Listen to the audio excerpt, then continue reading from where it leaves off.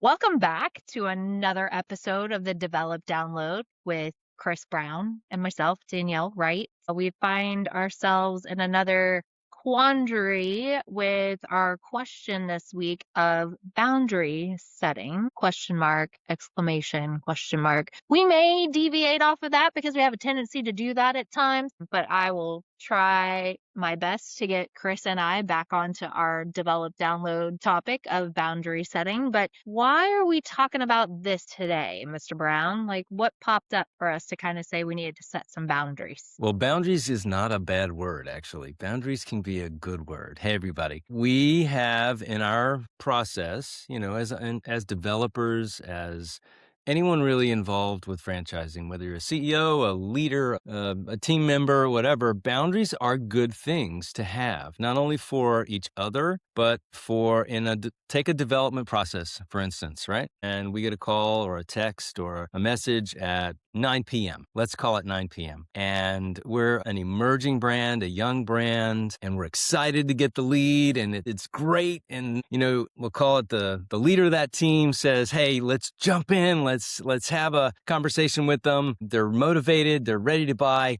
Let's go. Do you stop what you're doing immediately? And then here's why I say this. Now, do you stop what you're doing immediately? Do you immediately jump into the call? Do you immediately text? I'm a big texter. I don't mind saying, hey, let's text them. Let's get a message back and say, hey, great to know you're excited about the brand. We are too. Would love to have a conversation with you. Let's do it on whatever, tomorrow, Tuesday, during business hours, whatever, let's catch up that way. On a Saturday at 9 p.m. But thanks, just the same. Or 6 a.m., whatever, just a reasonable thing. Now, we're using this as an example, but this works in any other scenario too. Here's why. As franchise brands, we are setting behavior. We're setting expectations. We're building the expectation into the mix of when I call, when I text, when I reach out, they're going to get back to me immediately. And if we set that expectation and we do it and we reinforce it, they become a franchisee. Congratulations, you've awarded a franchise or to a franchisee that's now expecting you to jump when they say jump. That's my opinion, but that's also been my experience. When I set a healthy boundary, it also says to them, wow, okay, they've got a process. They've got structure. They've got order. They've got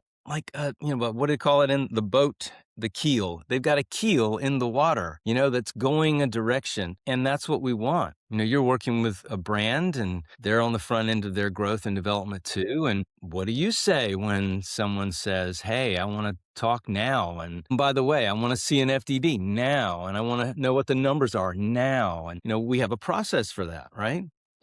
And we're a now generation, right? Like if you think about it, everybody, like everything is at someone's fingertips. And I was funny, oddly enough, today I was on a call and the guy's like, I need this information. I'm like, well, I'm giving you information to the best of my abilities. I'm not legally allowed to give you any of the other information, but I also gave them homework. I'm with you. Certain things that we do in development, from like a territory check or an email, like fine, do that as quickly as you possibly can. I am more about setting boundaries with phone calls. Could I take the call?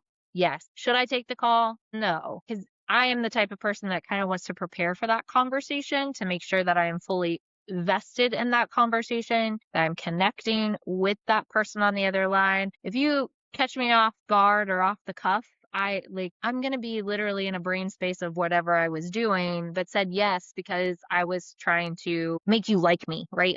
For those that are watching this and know me, I am a people pleaser. Darn, who knew? And so I don't want people to not want to talk to me or to put a bad taste in their mouth. But I also think setting those healthy boundaries make me a better developer, make me a better professional. And then they'll appreciate it later that I didn't want to squash their enthusiasm. I still want that to be there. But we're realistically, like you said, setting the expectation for what the future has in store, because our operations partners and our marketing partners and the leadership partners that we have at these brands are going to dislike us because we have set those expectations without having strong boundaries in place. Because a lot of them are going to be full-time people, right? Like working Monday through Friday, where you and I as contractors and really living like more of a commission-based existence, timing is of the essence for us, but that doesn't mean that works for everybody else. So that's typically I try to get people like, let's schedule something more for this space of I want the boundary, I want them to follow the steps, but I also need to be fully into the conversation that I'm having with someone if I'm going to take the time and have them get on the phone with me. And that first conversation, that's an important conversation. I mean, it sets the tone for everything. Everything. Us for them for us. We get first impressions. You only get one chance to make one. If we're collected, if we're, I like in that first conversation, I like to have a little bit of an understanding of who I'm walking into the conversation with. We don't always know that. That's part of what the first conversation is for, right? To explore that. But okay, so you're in childhood education. Tell me a little bit about that. What does that mean? The only reason I know you're in childhood education is because I looked you up, because of maybe I did a little bit of research. Maybe there was a bio that came with that conversation. That's phenomenal. Both my parents were in education. We can relate. We find things out to help the conversation move along so that we can determine if they're personable. If this is a brand that requires them to engage with other people in the community, we want to see if that can take place. If it doesn't, I don't necessarily write people off in that first conversation if they're unable to sort of establish that, but we get to see a little bit more information around, who we're talking to and who we're learning about. I work with a brand now that I know backwards and forwards, but if, I would love to have some information about maybe where they are located. What does our market look like there? Have we had some success in markets around it? Is there something I can relate to that? And all of that comes from just a little bit of preparation. And don't get me wrong, like you just said something about, like territory checks and little things like that. I do that all day long. I'll do that when I can. If that territory check comes in, because timing is essential. If I'm working with a broker, a consultant, they may be on another conversation with someone. They want to get that information right away. So that's something I'm doing as quickly as I possibly can. And I think it's like from a boundary setting perspective, it's like based on what we do and what this develop download is all about, it's like, how do you teach new developers, new people that are trying to learn how to sell franchises? Like they're eager, they want to get in, what have you. But as you build a pipeline, you're not going to have that freedom and flexibility to just jump into the first conversation because someone wants it. If we're dealing with franchisors, a lot of them, and you've had this, like the founder wants to be a part of these conversations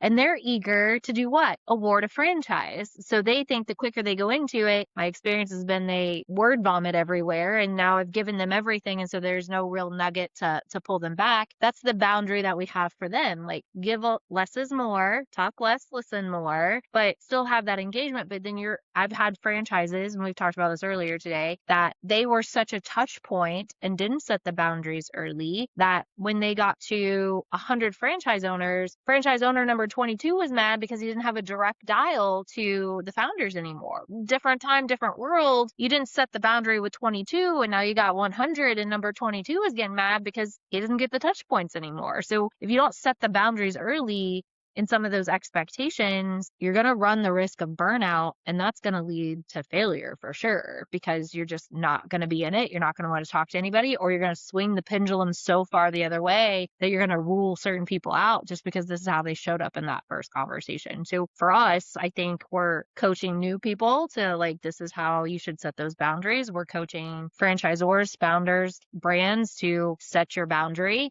But then from the other perspective, don't set it so far off. Like, I'm not going to call you for 3 days. Oh, well, that's a little wrong. Like if they've asked for information, what's the boundary set or the timeline in which they need to reach out to you? Like what's healthy? There we go. What's healthy on boundary setting, Chris? Well, think about this. You're a part of that team because you aligned with that culture of the brand, and that brand aligned with your culture and who you are too. Because we're an extension of the brand. We may not be like an active in-house member of the brand, but as a developer, I'm responsible for living, breathing, and like projecting that culture. So if I'm projecting a culture of no, I call you when I'm ready to call you, that kind of thing. And I've never done that. And I don't know anyone that would do that. But let's I just take, do.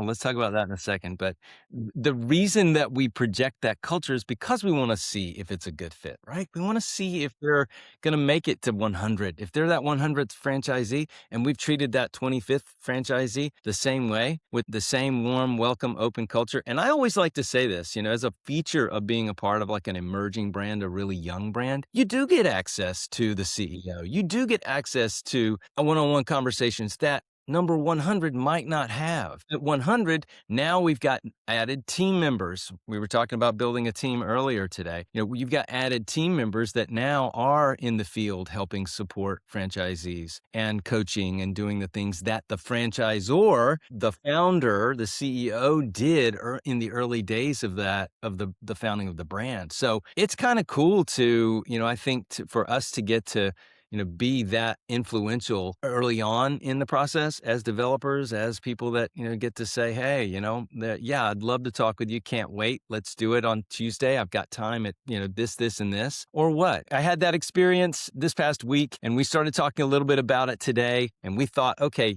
this would be something to pass on to someone. They get some clarity around why wouldn't you just do that? Why wouldn't you just jump right in and have that conversation? Well, and then the reverse, right? Why should you? Why should you jump? Well, like, is there a time that you don't have those? Like, and can you dial them back, right? Can you go in, gangbusters, be excited, get involved, and jump on that phone call when it makes sense, and then change and kind of dial that back down the road? No one's gonna, in my head, who's gonna know if I talk to Sally when she asked me to at 9 p.m. on a Saturday if I don't ever tell anybody that I'm available at 9 p.m. on a Saturday, right? Could I dial back my accessibility per se? Can I set boundaries post? Is that something that we think people can do for themselves? I mean, my personal opinion is I think you can. It's just harder to, Mhm. right? Like if you don't start there, it's harder to dial back your accessibility. Case in point, when I first started in Frandev, I had two people that could only talk on Saturdays. And I literally had them back to back, like one at 9 a.m., one at 10 a.m. And that was every Saturday until they moved forward to buy the franchise. And it was great. They were always there, always engaged, did the due diligence.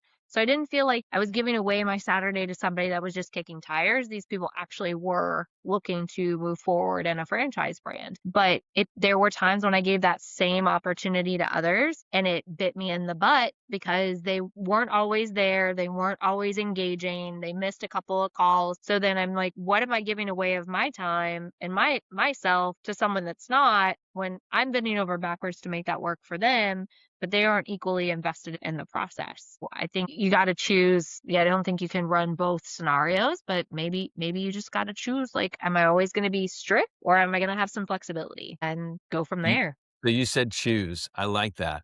And I was reading something. So every yes to something is a no to something else. So if I say yes to that call, I might be dropping something that might be more important than the other thing. Boundaries are good. Boundaries are important. They're important. And we Yeah. have to have them. All right. Well, that was the best developed download that we've had in a while. So thank you. That's Chris Brown. I'm Danielle Wright. We are with Develop Academy. So we have Develop Plus, which is our community platform. Develop Academy is our education platform, helping to grow, teach, mentor new franchise development personnel in this great world of franchising. But thank you, Chris, for your time, and we'll see you all here next week.